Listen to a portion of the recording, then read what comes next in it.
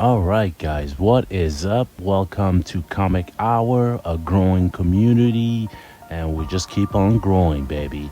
Here is Wolverine issue 50 by Percy, Laval, Smith, Shaw Jr., and finally St. Clair.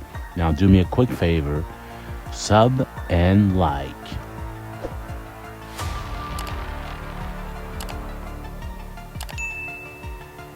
Thank you for that.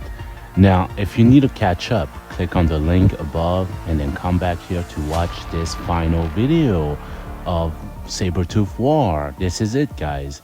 This is the final issue of Sabretooth War, the conclusion, and what a banger it is from Percy himself, the writer. Now, let's dive in.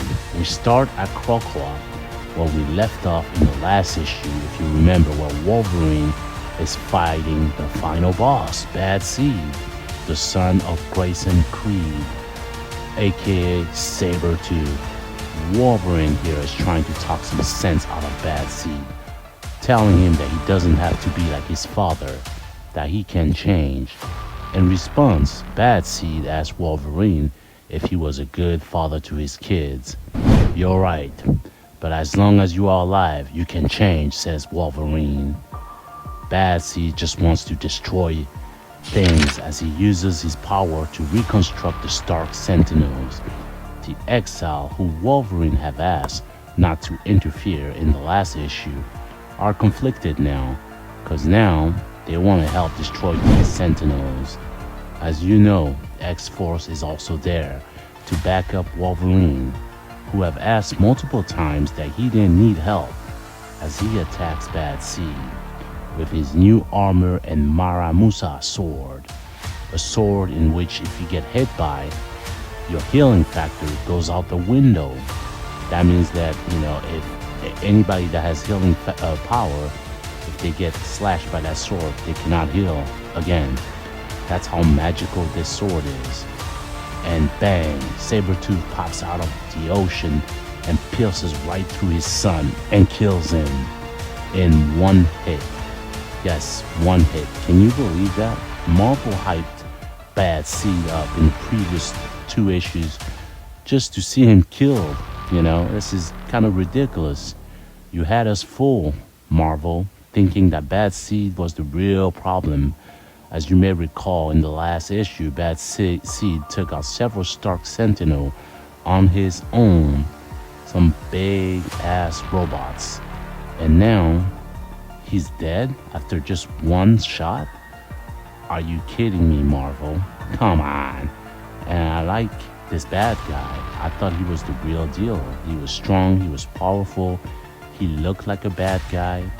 Anyway, as he dies, he says, "There's no justice in this world." As Sabretooth stands over his son's dead body, he says, "See that kid? Your daddy did teach you something after all."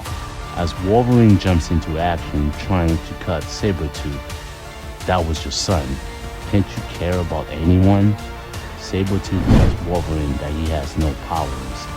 As you know, Wolverine was hit by the Forge gun, which took off his healing power. And Wolverine tells Sabretooth that he will be joining his boys soon too. The Exile, meanwhile, fighting the Sentinels, and all of a sudden, Quentin asks if anyone can hear him, as the X-Force are also fighting alongside, figuring a way to beat the Sentinels. We move on to the fight with Sabretooth and Wolverine, where Wolverine is beating Creed, piercing him with the sword. Sabretooth runs and has obviously a master plan, where he says that Wolverine has backup and he wants to even the odds by bringing him to a special location.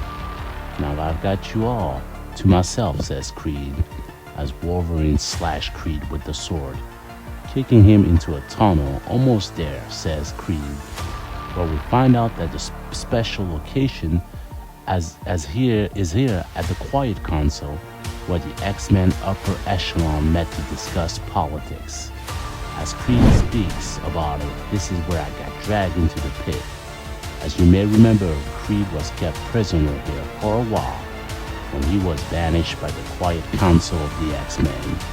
As Creed speaks, he explained that this place and him got real close, that he has now a psychic connection to this place.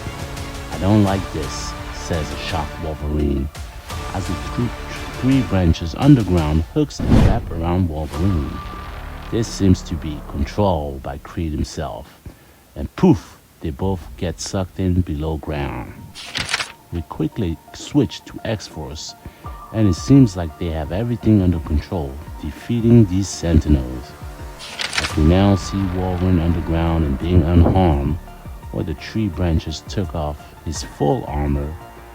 Now Wolverine is vulnerable, and now Creed uses psychic plant forms from Wolverine's past to try to hurt him.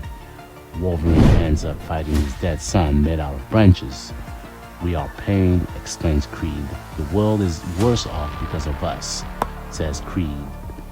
"Die," says Creed, and out of nowhere the tree branches stop Creed as the X-Forces show up and jump on him.